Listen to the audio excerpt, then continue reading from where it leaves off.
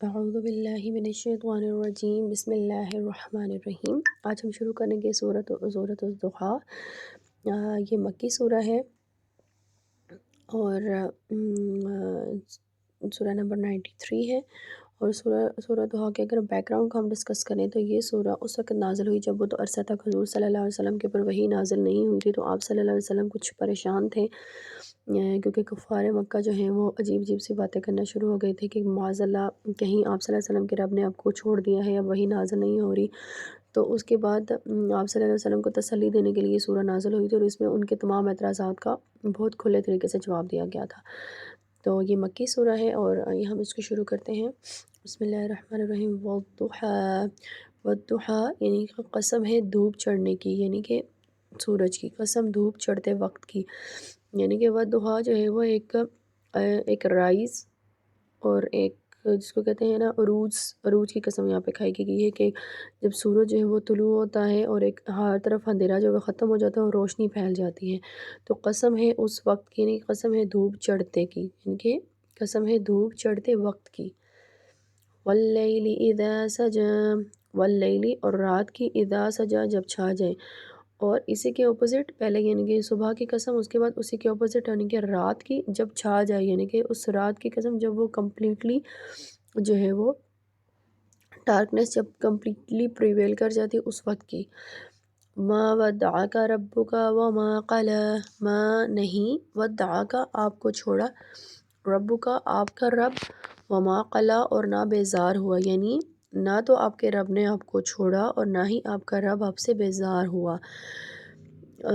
یہاں پہ جیسے پہلے بتایا گیا تھا کہ جیسے روایت صحیحہ میں بھی ہے کہ اس کی صحیح روایت ملتی ہے کہ جبرائیل علیہ السلام جب دیر تک رسول اللہ صلی اللہ علیہ وسلم کے پاس وحی لیکن نہ تشریف لائے، تو یعنی کہ وحی قرآن کچھ عرصہ تک بند رہی، تو جو مشرکین مکہ دعویٰ کرنے لگے کہ محمد صلی اللہ علیہ وسلم کو نعوذ باللہ ان کے رب نے رخصت کر دیا ہے یا چھوڑ دیا ہے، تو اس کے جواب میں یہ آیات نازل ہوئی تھی۔ اور جب اس کی جب ابتدائی سورہ اقرا جس کو ہم سورۃ العلق یعنی کہ اس کی جو فرسٹ آیات تھی وہ جب نازل ہوئی تھی، ان کو ابتدائی آیات نازل ہونے کے بعد اس کے بعد جو ہے نا کافی ٹائم تک یعنی کہ وہی رکی رہی تھی۔ تو اور جو تھا حضور صلی اللہ علیہ وسلم جو خود اس زمانہ میں سخت جو ہے وہ مغموم و مضطرب رہتے تھے، حتیٰ کہ جب فرشتہ نے اللہ تعالیٰ کی طرف سے یا ایھا المدثر کا خطاب سنایا، تو اس مطلب غالب گمان یہ ہے کہ اس وقت مخالفوں نے اس طرح کی چیزیں گویاں کی ہوں گی کہ وہی نازل نہیں ہو رہی اور وغیرہ وغیرہ۔ چنانچہ جیسے اب ابن کثیر رحمۃ اللہ علیہ نے بھی ان الفاظ کو نقل کیا گیا ہے، اور وہ اس بات کی تائید کرتے ہیں کہ ممکن ہے کہ اسی دوران میں وہ قصہ بھی پیش آیا ہو جو بعض صحیح احادیث میں بیان ہوا ہے کہ ایک مرتبہ حضور صلی اللہ علیہ وسلم جو ہے بیماری کی وجہ سے 2-3 رات نہ اٹھ سکے، تو ایک جو ہے وہ ایک کافر عورت جو ہے وہ کہنے لگی کہ محمد صلی اللہ علیہ وسلم معلوم ہوتا ہے کہ نعوذ باللہ تیرے یعنی کہ رب کے بجائے اس نے ورڈ شیطان یوز کیا کہ اس نے تجھے کچھ کو چھوڑ دیا ہے۔ تو غرض ان سب خرافات کا جواب سورہ والضحیٰ میں دے دیا گیا، اور سب سے پہلے قسم کھائی گئی دھوپ چڑھتے وقت کی، پھر اندھیری رات کی، اور پھر فرمایا گیا کہ دشمنوں کے سب خیالات غلط ہیں، یعنی کہ دھوپ چڑھتے دن کی روشنی میں جو یہ الزام لگاتے ہیں اور رات کے اندھیرے میں جو یہ الزام لگاتے ہیں سب کے سب غلط ہیں۔ نہ تو تیرا رب تجھ سے ناراض ہوا ہے اور نہ ہی بیزار ہوا ہے، اور نہ ہی تیرے رب نے تجھ کو رخصت کیا ہے، بلکہ جس طرح ظاہر میں وہ اپنی قدرت و حکمت کے مختلف نشانات ظاہر کرتا ہے اور دن کے پیچھے رات اور رات کے پیچھے دن کو لاتا ہے، یہی کیفیت جو ہے باطنی حالات کی بھی ہوتی ہے۔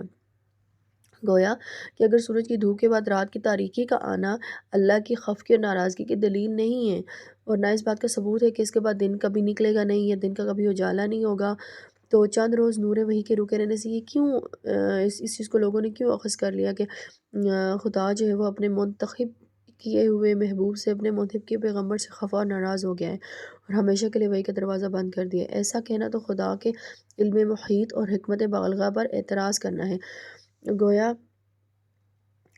نعوذ باللہ وہ لوگ جو یہ سمجھ رہے تھے کہ جس کو اللہ تعالیٰ نے نبی بنایا اللہ تعالیٰ اس سے ناراض ہوگا، نعوذ باللہ من ذالک۔ اور ان آیات سے ہمیں یہ بھی بات پتہ چلتی ہے کہ جیسے اللہ نے قسم اٹھائی کہ چڑھتے سورج جیسے چڑھتے دن کی قسم اور پھر رات کی جب وہ مکمل طور پہ تاریکی چھا جائے،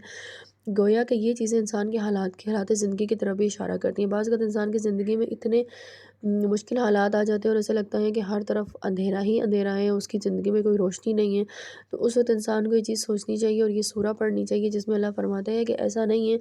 کہ دن کے بعد جو ہے وہ رات نہیں آئے گی، اور رات کی اگر تکلیفوں کی اور دکھوں کی تاریکی آپ کی زندگی میں ہے تو اس کے بعد آپ کی زندگی میں روشنی کی صبح نہیں ہوگی، اور اگر آپ کی زندگی میں خوشیاں ہی خوشیاں ہیں، خوشیوں کی صبح ہے تو اٹ ڈزنٹ مین، اس بات کی گارنٹی نہیں ہے کہ آپ کی زندگی میں کبھی دکھ نہیں آئے گا۔ تو یہاں پہ ان آیات کے ملٹیپل میننگز ہیں۔ نیکسٹ آیا ہے وَلَلْآخِرَةُ خَيْرٌ لَكَ مِنْ أُولَىٰ، وَلَلْآخِرَةُ اور پچھلی حالت، خیرٌ بہتر، لکا آپ کے لیے، من الاولیٰ پہلے سے، اور یعنی کہ جو آپ کی پچھلی حالت ہے وہ آپ کی وہ بہتر ہے تجھ کو پہلی سے، یعنی کہ آپ صلی اللہ علیہ وسلم جو آپ صلی اللہ علیہ وسلم کی جو پچھلی حالت تھی وہ پہلی حالت سے کہیں عرف و اعلیٰ ہے، یعنی کہ وہی کہ یہ چند روزہ رکاوٹ آپ صلی اللہ علیہ وسلم کے نزول و انحطاط کا سبب نہیں بن سکتی، بلکہ پیش عروج اور ارتقاء کا ذریعہ ہے۔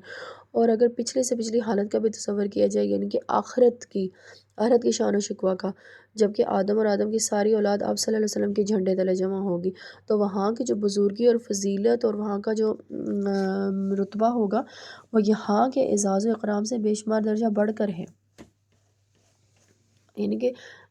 پچھلی حالت بہتر ہے تجھ کو پہلی سے مراد یہاں پر یہ کہ انیشیل جو کنڈیشن انسان کی ابتدائی حالات، اس جو انسان آگے آپ کی زندگی آگے جا کے تو اللہ تعالیٰ آپ کو بہتر حالات میں لے کے جائے گا۔ وَلَسَوْفَ يُعْطِيكَ رَبُّكَ فَتَرْضَىٰ، یعنی کہ وَلَسَوْفَ اور ان قریب يُعْطِيكَ آپ کو عطا کرے گا، ربُّکَ آپ کا رب، فَتَرْضَىٰ بس آپ راضی ہو جائیں گے، یعنی کہ ان قریب آپ کا رب آپ کو اتنا کچھ عطا کرے گا کہ آپ اس سے راضی ہو جائیں گے، یعنی ناراض مایوس اور بیزار ہو کر چھوڑ دینا کیسا، یعنی کہ ابھی تو آپ کا رب آپ کو دنیا اور آخرت میں اس قدر دولتیں اور نعمتیں عطا فرمائے گا کہ آپ پوری طرح مطمئن اور راضی ہو جائیں گے۔ اور حدیث میں نبی کریم صلی اللہ علیہ وسلم نے فرمایا کہ محمد راضی نہیں ہوگا جب تک اس کی امت کے ایک آدمی بھی دوزخ میں رہے گا، تو گویا یہاں پہ یہ آیت جو ہے وہ اس بات کی بھی تائید کرتی ہے کہ آپ صلی اللہ علیہ وسلم جو ہے وہ رحمت للعالمین تھے، یعنی کہ آپ کا رب آپ کو فرما رہا ہے کہ آپ کا رب آپ کو اتنا کچھ دے گا کہ آپ راضی ہو جائیں گے، اور حضور صلی اللہ علیہ وسلم اپنی رضا کس کی طرف اپنی رضا کو ریفر کر رہے ہیں کہ جب تک میری امت کا آخری امتی بھی جہنم میں رہے گا، دوزخ میں رہے گا، تو محمد صلی اللہ علیہ وسلم راضی نہیں ہوگا۔ لاکھوں درود و سلام حضور صلی اللہ علیہ وسلم کی ذات مبارک پر۔ الم یجد یتیمن فآوا، علم کیا نہیں، یجد کا آپ کو پایا، یتیمن یتیم، فآوا بس ٹھکانہ دیا، یعنی کہ بھلا کیا نہیں پایا آپ کو یتیم پھر جگہ دی۔ اب اس کا آیت کے بھی میننگس جو ہیں وہ ملٹیپل ہیں، جیسے سب سے پہلے تو حضور صلی اللہ علیہ وسلم کو اللہ تعالیٰ نے ایک ڈرس فرمایا کہ حضور صلی اللہ علیہ وسلم کی ولادت بعد سعادت سے پہلے ہی آپ صلی اللہ علیہ وسلم کی والد وفات پا چکے تھے، پھر ان کی 6 سال کی عمر تھی کہ ان کی والدہ محترمہ نے بھی رحلت اختیار کی، پھر 8 سال کی عمر تک اپنے دادا عبدالمطلب کی کفالت میں رہے، اور آخرکار اس درہ یتیم اور نادرہ روزگار کی ظاہری تربیت پرورش کی سعادت آپ صلی اللہ علیہ وسلم کے بے حد شفیق چچا ابو طالب کے حصے میں آئی، اور جو کہ حضرت علی رضی اللہ عنہ ان کے والد بھی تھے، تو انہوں نے زندگی بھر آپ صلی اللہ علیہ وسلم کی نصرت و حمایت و تکریم و تبجیل میں کوئی دقیقہ فرق گزاشت نہ رکھا، یعنی کہ کوئی فرق نہیں رکھا، آپ ہمیشہ کوئی کسر اٹھا نہیں رکھی، ہر جگہ وہ آپ کی حمایت میں پیش رہے، اور ہجرت سے کچھ پہلے وہ بھی دنیا سے رخصت ہو گئے۔ تو چنانچہ روز بعد کی امانت الہی اللہ کے حکم سے انصار مدینہ کے گھر پہنچ کے، پھر حضور صلی اللہ علیہ وسلم نے ہجرت فرمائی، وہ مدینہ پہنچ کے، اور پھر وہاں پہ اوس اور خزرج کی قسمت کا ستارہ چمک اٹھا، اور انہوں نے آپ صلی اللہ علیہ وسلم انہوں نے ان کی اس طرح سے حفاظت کی جس کی نظیر جو ہے وہ جس کی مثال چشم فلک نے کبھی دیکھی نہ ہوگی۔ تو یہ سب صورتیں درجہ بدرجہ ایوا کے تحت میں داخل ہیں، اور یہ ریفرنس جو ابن کثیر رحمۃ اللہ علیہ کے اس کے ریفرنس سے لیا گیا ہے۔ تو چنانچہ ایک میننگ تو یہ ہے، اور پھر دوسرا یہ کہ ہم بھی اب اگر اپنی زندگی میں غور کریں تو کیا ہماری ابتدائی حالات ایسی ہو، کچھ ایک وقت ہماری زندگی کا شروع کا ایسا جب ہمارے پاس کچھ بھی نہیں ہوتا، تو پھر اس کے بعد جب ہم اللہ کی طرف رجوع کرتے ہیں تو اللہ تعالیٰ ہمیں بے شمار نعمتوں سے نوازے۔ تو کیا یہاں پر یہ بھی بات ہے کہ اللہ تعالیٰ فرماتے ہیں کہ کیا، یعنی کہ کیا ہم یتیم تھے، مطلب کہ ایک وقت ایسا تھا جب ہمارے پاس کچھ بھی نہیں تھا، پھر اللہ تعالیٰ ہمیں وقتاً آہستہ آہستہ اللہ تعالیٰ نے ہمیں سب کچھ عطا فرمایا، تو اگر ہم اپنی بھی روزمرہ کی زندگی اور اپنی کنڈیشن پہ بھی غور کریں تو ہم لوگوں پر بھی شکر واجب ہوتا ہے۔ وَوَجَدَكَ ضَالًّا فَهَدَىٰ، و اور وجدہ کا آپ کو پایا ضالن بے خبر، فہدا تو ہدایت دی، اور یعنی کہ پایا آپ کو بے خبر تو پھر راز ہو جائی، پھر ہدایت دی۔ چنانچہ یہاں پر بھی اس کے ہم دو میننگز لے سکتے ہیں، جیسے سب سے پہلے ایڈریس حضور صلی اللہ علیہ وسلم سے کہ جب حضور صلی اللہ علیہ وسلم جوان ہوئے اور جو وہاں کی قوم کے مشرکانہ اطوار اور بےہودہ رسم و رواج سے ان سے سخت بیزار تھے، اور ان کے قلب میں خدائے واحد کی عبادت کا جذبہ پورے زور کے ساتھ موجزن تھا، جو عشق الہی کی آگ ان کے سینے مبارک میں بڑی تیزی سے بھڑک رہی تھی، اور وصول اللہ اور ہدایت خلق کے اس اکمل ترین استعداد کا چشمہ جو تمام عالم سے بڑھ کر نفس قدسی میں ودیت کیا گیا تھا، یعنی کہ سب سے بڑھ کر رسول صلی اللہ علیہ وسلم کے دل میں عشق الہی تھا، تو ان کے اندر وہی جوش مارتا تھا، لیکن کہ صاف اور کھلا ہوا راستہ اور مفصل راستہ اور مفصل دستور العمل بظاہر دکھائی نہ دیتا تھا، اور جس سے اس عرش و کرسی سے زیادہ وسیع قلب کو تسکین ہوتی۔ اسی جوش طلب اور فرط محبت میں آپ صلی اللہ علیہ وسلم بے قرار اور سرگرداں پھرتے اور غاروں اور پہاڑوں میں جا کر اپنے رب کو یاد کرتے اور اپنے محبوب حقیقی کو پکارتے۔ آخر اللہ تعالیٰ نے غار ہرا میں فرشتہ کو وحی دے کر بھیجا اور وصول اللہ اور اصلاح خلق کی تفصیلی راہیں آپ صلی اللہ علیہ وسلم پر کھول دی، اور یعنی کہ دین حق نازل فرمایا۔ اب یہاں پر جو یہ ورڈ ہے ضالن، اس کے معنی کرتے وقت سورہ یوسف کی آیت ہے، جیسے قالوا تاللہ انک لفی ضلالک القدیم، تو اس کو بھی پیش نظر رکھنا چاہیے۔ ان دو آیات کو جب ہم بس میں کوریلیٹ کریں گے تو ہمیں اس کے معنی مزید کھل کر سامنے آئیں گے۔ اور دوسرا جو ہمیں اس کا معنی، جیسے اللہ فرما رہے ہیں کہ پایا تو اس کو بھٹکتا پھر راہ سجائی، یعنی کہ آپ کو جو ہدایت، جیسے اللہ تعالیٰ جب ہمیں ہدایت کے راستے پر چلاتے ہیں تو پہلے ہماری کنڈیشن بھی یہی ہوتی ہے کہ ہم ہدایت کے گویا نبی صلی اللہ علیہ وسلم کے وساطت سے ہمارے پاس دین تو آ چکا، لیکن آج کل کے دور کی اور ہر دور کے ڈسٹریکشنز کی وجہ سے انسان اس ہدایت کے راستے سے بھٹک جاتا ہے، لیکن اگر وہ اپنے دل میں اس بات کا جذبہ رکھتا اور اس کے دل میں اس چیز کا گلٹ ہو کہ مجھے ہدایت کے راستے پہ چلنا چاہیے اور میں نہیں چل پا رہا، اور پھر وہ اللہ سے دعا مانگے کہ یا اللہ مجھے ہدایت عطا فرما، تو اللہ تعالیٰ ڈیفینیٹلی اس کی دعا قبول کرتے ہیں اور اس کو ہدایت عطا فرماتے ہیں۔ تو ہماری زندگی میں بیش بہا، کیونکہ ہم تو ایک عام گنہگار انسان ہیں، کہ ہماری زندگی میں ملٹیپل ٹائمز ایسا ہوتا ہے کہ ہم ہدایت کے راستے پہ چلتے ہیں، پھر ہم سے غلطیاں کوتاہیاں ہوتی ہیں، پھر ہمیں گلٹ ہوتا ہے، اور جب ہمیں گلٹ ہوتا ہے تو ہم اللہ کے سامنے شرمندہ ہو کر حاضر ہوتے ہیں، اللہ تعالیٰ ہمیں پھر سے ہدایت کے راستے پہ چلاتا ہے۔ تو چنانچہ وَوَجَدَكَ عَائِلًا فَأَغْنَى اور وجدک آپ کو پایا عائلاً مفلس، فاغنا غنی کر دیا، اور پایا آپ کو مفلس پھر بے پرواہ کر دیا۔ اور اگین یہ آیت بھی سب سے پہلے ایڈریس تو حضور صلی اللہ علیہ وسلم سے، اور دوسرا اگر ہم اپنی زندگیوں کے اوپر اس کو اپلائی کریں تو اگین وہی بات ہے کہ ایک وقت ہوتا ہے جب ہماری زندگی میں ہمارے پاس کچھ بھی نہیں ہوتا، ہم بالکل مفلسی کی کنڈیشن میں ہوتے ہیں، اور لیکن اگر جب اللہ تعالیٰ کی طرف رجوع کرتے ہیں، اللہ تعالیٰ اپنے رزق کے خزانے پر کھولتا ہے، تو وہی رب ہمیں پیٹ بھر کر کھانا دیتا ہے، ہمیں پیٹ بھر کر ہماری ضروریات کو پوری کرتا ہے۔ اور چنانچہ اگر ہم اس کے معنی میں دیکھیں تو جیسے حضور صلی اللہ علیہ وسلم کی لائف کو دیکھیں تو حضرت خدیجہ رضی اللہ تعالیٰ عنہ ان کی تجارت میں آپ صلی اللہ علیہ وسلم مضارب ہو گئی، یعنی کہ ان کے ساتھ ان کی تجارت کو انہوں نے آگے بڑھایا تو اس میں نفع ملا، پھر حضرت خدیجہ رضی اللہ عنہ نے آپ صلی اللہ علیہ وسلم سے نکاح کر لیا اور اپنا تمام مال حاضر کر دیا، اور وہ سارا کا سارا مال اللہ کی راہ میں خرچ ہوا، اللہ کے دین اسلام کی ترقی کے لیے خرچ ہوا۔ یہ تو ظاہری غنا تھا، باقی آپ صلی اللہ علیہ وسلم کی جو قلبی اور باطنی غنا کا درجہ وہ تو غنی عن العالمین ہی جانتا ہے، کوئی انسان اس کا اندازہ نہیں کر سکتا۔ مطلب یہ کہ آپ صلی اللہ علیہ وآلہ وسلم ابتدا سے مورد انعامات رہے، یعنی اور آئندہ بھی رہیں گے، اور جس پروردگار نے اس شان سے آپ صلی اللہ علیہ وسلم کی تربیت فرمائی، کیا خفا ہو کر آپ صلی اللہ علیہ وسلم کو یوں ہی نعوذ باللہ استغفر اللہ درمیان میں چھوڑ دے گا؟ ہرگز نہیں۔ فَأَمَّا الْيَتِيمَ فَلَا تَقْهَرْ، فَأَمَّا الْيَتِيمَ پس جو یتیم فلا تقہر تو قہر نہ کر، یعنی کہ جو یتیم ہو اس کو مت دبائیں، یعنی کہ جو یتیم ہیں ان کو پش بیک نہ کریں، ان کو مت دبائیں، ان کے اوپر اپنی طاقت نہ جتائیں۔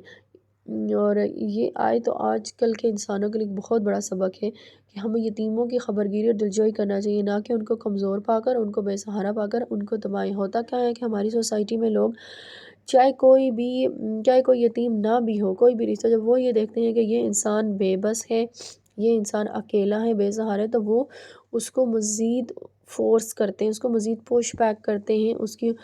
کے اوپر ظلم کرتے ہیں، اور اس کو بے سہارا سمجھ کر، بے خوف ہو کر اس کے ساتھ زیادتی کرتے ہیں۔ تو اس بات سے یہاں پہ سختی سے منع فرمایا گیا ہے۔ اور چنانچہ بلکہ اس کی خبر گیری اور دلجوئی کریں، جس طرح تم کو یتیمی کی حالت میں اللہ تعالیٰ نے ٹھکانہ دیا، تم دوسرے یتیموں کو ٹھکانہ دو، کہ یہ بھی پاسبل ہو سکتا ہے کہ ایک وقت آپ کے اوپر ایسا ہے کہ آپ بھی بالکل اکیلے اور تنہا ہوں اور پھر کوئی آپ کے اوپر بھی ظلم کرے۔ تو اس طرح کے مکارم اخلاق اختیار کرنے سے بندہ اللہ کے رنگ میں رنگ جاتا ہے، یعنی کہ جب وہ کسی کمزور کو دیکھ کر بھی اس کے ساتھ زیادتی نہیں کرتا تو اٹ مینس کہ وہ اللہ کے رنگ میں رنگ جاتا ہے۔ اور جیسا کہ حدیث مبارکہ میں بھی ہے کہ انا وکافل یتیم کاتن و اشارہ الی الوسادۃ الوسطیٰ، اور ایک اور جیسے اللہ، اور جب کوئی انسان جو ہے وہ کسی کو یتیم بے سہارا پائے، کمزور پائے، تو اس کے ساتھ زیادتی کرنے کے بجائے اس کی مدد کرے، اس کی خبر گیری کرے اور دلجوئی کرے۔ جب انسان اس راستے پہ چلے گا نا کہ وہ کسی کمزور کے ساتھ بھی اس کی مدد کرے گا تو وہ اللہ کے رنگ میں رنگ جائے گا۔ جیسے اللہ تعالیٰ فرماتا ہے نا سورہ بقرہ میں کہ صبغۃ اللہ، کہ اللہ کا رنگ، ومن احسن من اللہ صبغۃ، کہ اللہ کے رنگ سے اچھا کس کا رنگ ہوگا۔ فَأَمَّا السَّائِلَ فَلَا تَنْهَرْ، وَأَمَّا السَّائِلَ، اور جو سوال کرنے والا ہو، فَلَا تَنْهَرْ، تو نہ جھڑک، اور جو تجھ سے کوئی سوال کرے یعنی کہ مانگے یا تو تجھ سے مانگتا ہو، جس کو جھڑک مت۔ اگر تو آپ کے پاس میں وہ چیز ہے تو آپ اس کو دیں، اور اگر آپ کے پاس میں نہیں ہے تو اس کو جھڑکے مت۔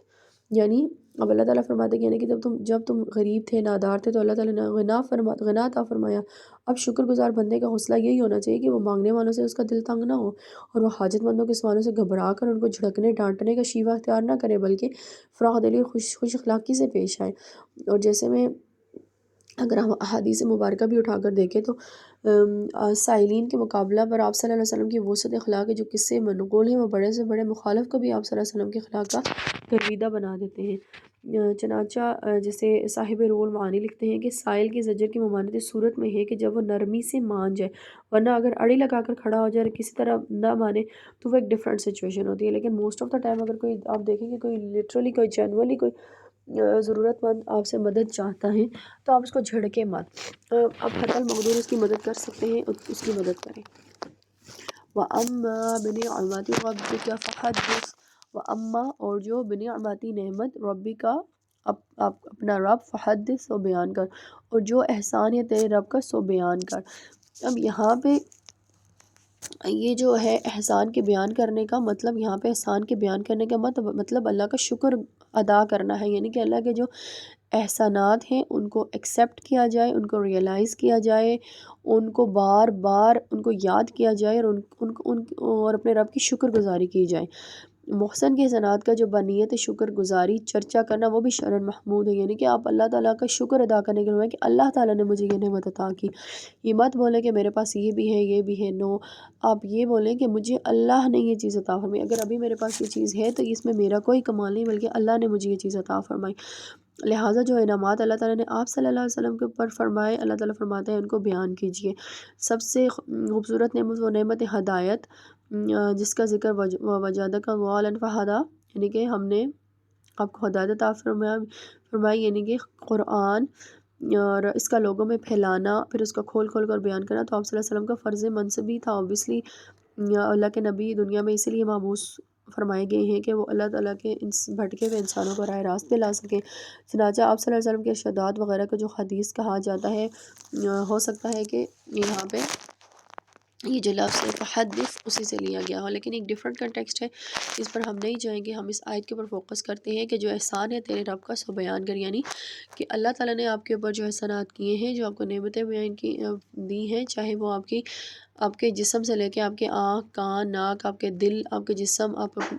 ہر چیز سے لے کے آپ کی روحانی نعمتیں، آپ کا دماغ، آپ کی انٹیلیجنس، ہر چیز کو لے کے اس چیز کو بیان کریں اور اللہ کا شکر ادا کریں کہ اللہ تعالیٰ نے آپ کو ایک مکمل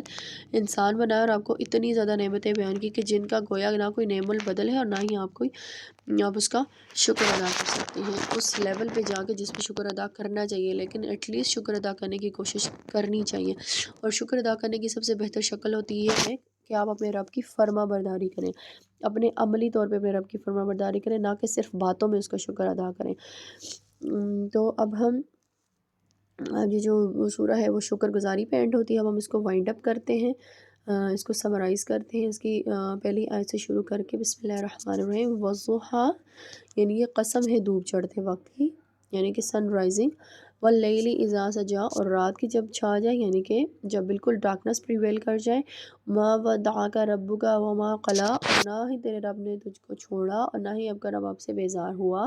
وللآخرۃ خیر لک من اولی، اور البتہ آپ کی جو پچھلی حالت وہ بہتر ہے پہلی حالت سے، یعنی کہ آپ کی کمنگ سچویشن آپ کی پریویس سچویشن سے بہتر ہوگی، وَلَسَوْفَ يُعْطِيكَ رَبُّكَ فَتَرْضَىٰ، اور آپ کا رب آپ کو اتنا دے گا کہ آپ اپنے رب سے راضی ہو جائیں گے۔ أَلَمْ يَجِدْكَ يَتِيمًا فَآوَىٰ، یعنی کہ اس بات میں اگر کوئی ڈاؤٹ ہے تو آپ یہ دیکھیں گے کیا آپ کے رب نے آپ کو یتیم نہیں پایا، پھر آپ کو جگہ دی، فَوَجَدَكَ ضَالًّا فَهَدَىٰ، اور پایا تجھ کو بھٹکتا اور پھر راہ دکھائی، وَوَجَدَكَ عَائِلًا فَأَغْنَىٰ، اور پایا تجھ کو مفلس پھر غنی کر دیا، بے پرواہ کر دیا، فَأَمَّا الْيَتِيمَ فَلَا تَقْهَرْ، سو جو یتیم ہو اس کو مت دبا، یعنی کہ اس کے اوپر قہر نہ کر، وَأَمَّا السَّائِلَ فَلَا تَنْهَرْ، اور جو مانگتا ہو اس کو مت جھڑک، وَأَمَّا بِنِعْمَةِ رَبِّكَ فَحَدِّثْ، اور جو احسان تیرے رب کا ہے تجھ پر ہے تو اس کو بیان کر۔ چنانچہ یہ سورہ شروع ہوتی ہے سن رائزنگ سے، امید سے کہ آپ ہوپ فل رہیں اپنی لائف میں، ایسا نہیں ہوگا، آپ کی لائف میں اپس اینڈ ڈاؤنز آئیں گے، کبھی تو آپ کی زندگی سورج کی طرح روشن ہوگی، کبھی آپ کی زندگی میں رات کے جیسا گھوپا اندھیرا ہوگا، اور یہاں اور لیکن پھر بھی آپ امید رکھیں، کیونکہ کیا آپ کا رب جو ہے وہ آپ کے رب نے آپ کو اس وقت جس سچویشن میں آپ کے پاس کچھ نہیں تھا وہاں سے اٹھا کے آپ کو اس سچویشن میں لایا جس میں آپ کے پاس سب کچھ ہے، تو وہ رب آپ کو آپ کی جو پریویس سچویشن ہوگی آپ اس سچویشن سے اچھی آپ کو آپ کی کمنگ لائف دے گا، آپ کی کمنگ سچویشن دے گا۔ شرط یہ ہے کہ آپ اللہ سے امید رکھیں اور اللہ سے دعائیں کریں، اور پھر انسان کو آگے یہ سبق دیا گیا کہ اگر اب آپ تو اچھی کنڈیشن میں اس پروسیس سے گزر کے اچھی کنڈیشن میں آ کے آپ کو اللہ نے غنی کر دیا، پھر اگر آپ کے پاس کوئی یتیم آتا ہے، کوئی ضرورت مند آتا ہے تو اس کو حقیر نہ سمجھیں، اس کو جھڑکیں نہ، اس کو سپریس نہ کریں، بلکہ اس کی آگے بڑھ کر ہیلپ کریں۔ اور پھر اس کے بعد اور اس کے بعد اس سورہ کو وائنڈ اپ کیا گیا کہ جو اللہ نے آپ کو نعمتیں دی ہیں ان نعمتوں کا شکر گزار، سب سے پہلے تو دل سے ایکسیپٹ کریں، اللہ کا احسان مانیں، کیونکہ احسان ہوتا ہے کہ آپ اس قابل نہیں تھے لیکن اللہ نے آپ کو وہ نعمتیں دی، اور نو ڈاؤٹ ہم میں سے کوئی بھی اس قابل نہیں ہوتا، اور اللہ ہمیں وہ نعمتیں اپنے فضل و کرم اور احسان کے طور پر دیتا ہے، تو اپنے رب کا احسان مانیں